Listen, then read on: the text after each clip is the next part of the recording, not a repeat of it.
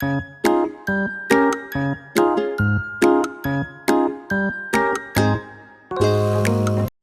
everyone! Please get yourself ready as we start our today's lesson. Bring out your module, pen, and listen carefully to my discussion. We are now in quarter 3, week number 4 of our lesson, and today we are going to analyze literature as a mirror to a shared heritage of people with diverse background. Talking about diversity, we, as a Filipino, is unique and have our own culture and tradition as well as the other countries. Our culture is a very rich culture. It is an emblem crafted by events. Since the time our ancestors established connection from people outside our territories. Now, I want you to name this Filipino culture that is shown on your screen. Number 1,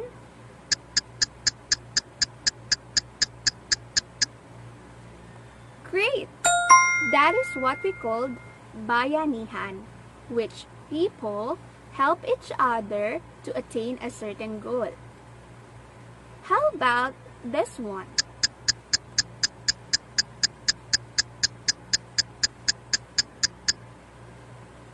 Very good!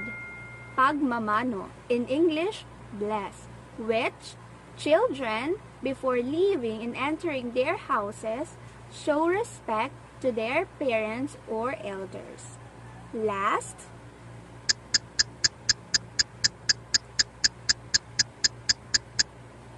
paggamit ng po at opo. This Filipino trait is what makes us unique among other people.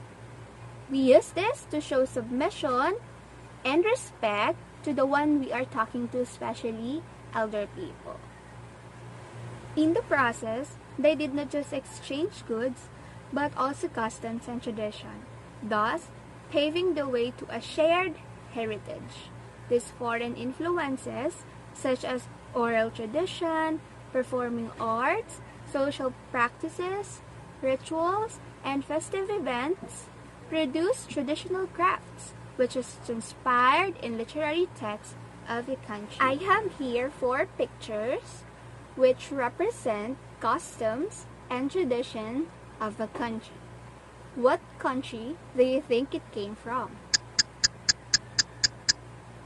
Great! None other than Korea. One of the greatest influencers nowadays is the Korean culture. Our immersion to their food, fashion, showbiz, and etc. gradually infused their culture with us. To know more about how Korean literature evolved, have a glimpse on some points about its origin.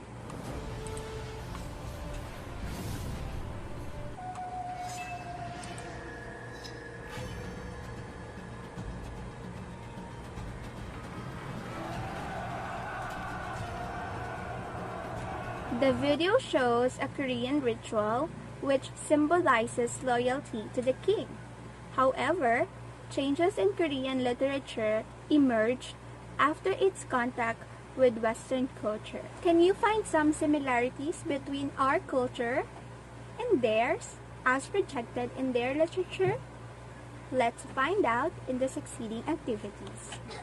I have here pre-reading activity which entitled Hit the Hint.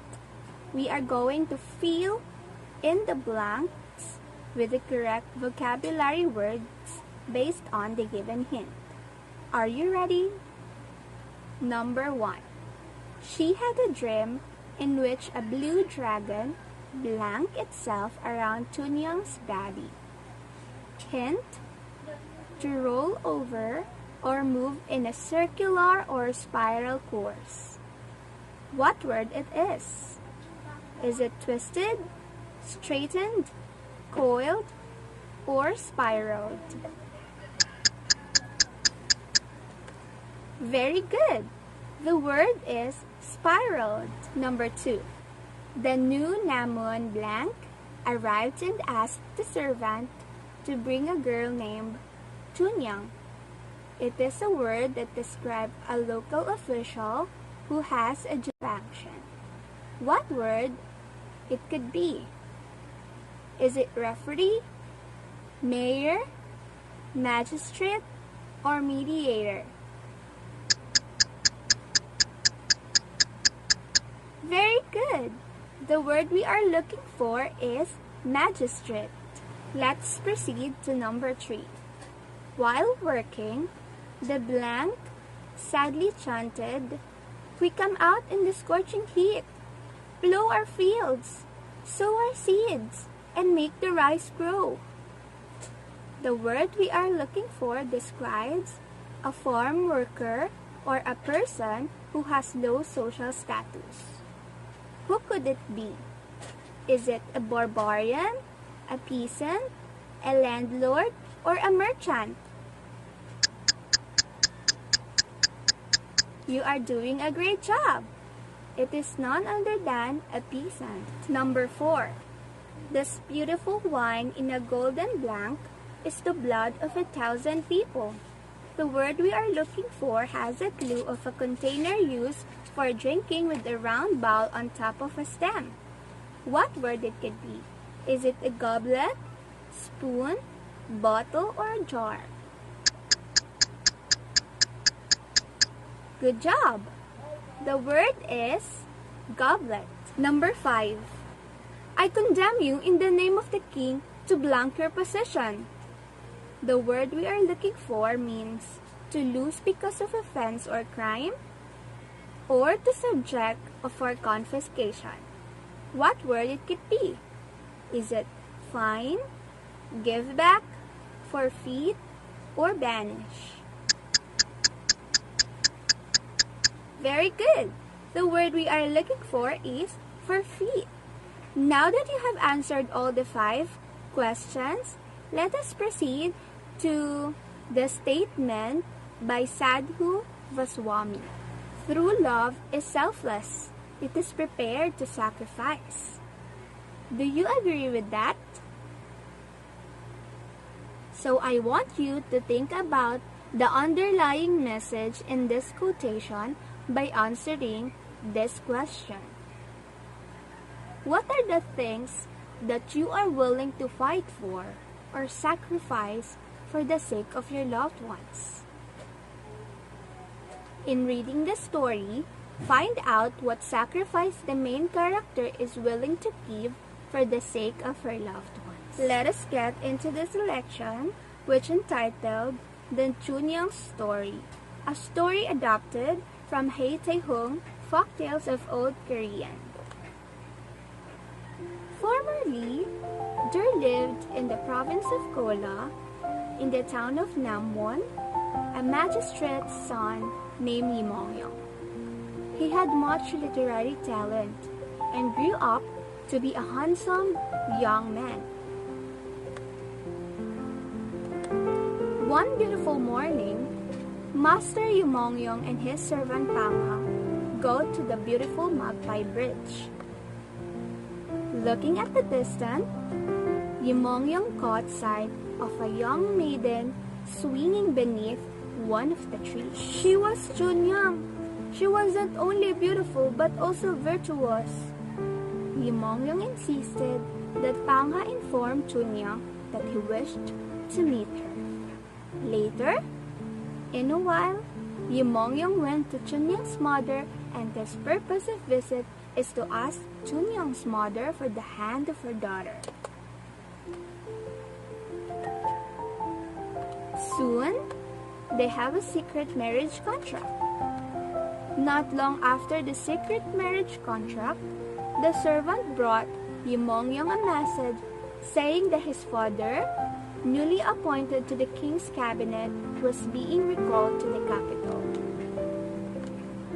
Lee Mong-yong, who was to accompany his father, went that evening to Chunyang and told her the bad news.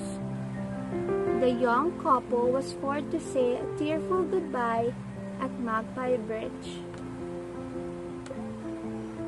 I will give this ring as my token of love for you. Keep it until we meet again. Go in peace but don't forget me. I shall remain faithful to you and wait here for you to come back." The new Namon magistrate arrived and ordered Chunyang to be his wife. Chunyang refused because she is committed to Yimongyong. Her disobedience caused the new magistrate to be angry and ordered her to take in prison and sentenced to death. While Yimongyong becomes successful at Seoul, he heard about Chunyang is going to marry the magistrate. "How dare you speak like that?" retorted one of farmers. "Chunyang is faithful, true and pure, and you are a fool to speak thus of her and the tyrant who is cruel to her. No, her fate is even worse than that because the son of the former magistrate seduced and deflowered that poor girl and then abandoned her, never coming back to see her." All it made Yimongyong weary and ashamed, hastened to Mramwon. Meanwhile, Chunyang, in prison all this time, remained faithful to the memory of Yimongyong. Yimongyong appeared at the prison's window and Chunyang looked at him. It seemed to make no difference to her that he was badly dressed and seemed to have failed at life in Seoul. Instead, she reached for him through the bars and struggled to be as close to him as possible.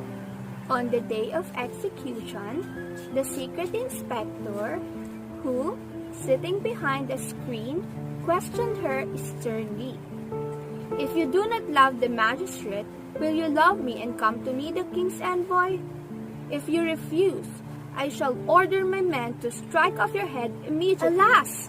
exclaimed Chunyang. "How unhappy are the poor people of this country! First, the injustice of the magistrate, then you, the king, spectre, who should help and protect the unhappy people. You think immediately to condemn to death a poor girl whom you desire? Oh, how sad we common people are, and how pitiful it is to be a woman." Yimongyong was deeply touched. He took off his ring and ordered a courtesan to show it to Chunyang. She saw that that was the very ring she had given to her husband Yimongyong, and lifting her eyes, recognized her love. Ending, Yimongyong ordered a sedan chair to be brought at once and saw that Chunyang was safely carried home. The people shouted joyfully and cheered for Chunyang and Yimongyong. Then he summoned the magistrate of Namon and said, "The king gave you instruction to feed the people well, and instead you fed upon them. I condemn you in the name of the king to forfeit your position." When all this was done, Yimongyong took his bride back to Seoul and wrote out the story to Chunyang as an appendix to her official report. The king read it and was surprised to find such fidelity in a country girl of low birth. He made her a Tungyolpun or duchess and declared that her loyalty was proof that she was just as good as any young bandar, even though her mother was a lowly kiseng, and that her conduct should be a model for all women. Chunyang was then officially presented to the parents of Yimongyong, and they accepted her as a proper daughter-in-law. In time, Chunyang bore 3 sons and 2 daughters, and they all lived happily for many years. The tale of Chunyang tells us about fidelity and loyalty. The story also emphasizes about true love and eradication of justice. Though she went through hardships, torture of all sorts because of refusing the magistrate's wish to bed her, she remained loyal to her husband. Thank you for watching. I hope that the story inspired you and learned something from their culture and our culture as a shared heritage with each other. Goodbye and God bless you.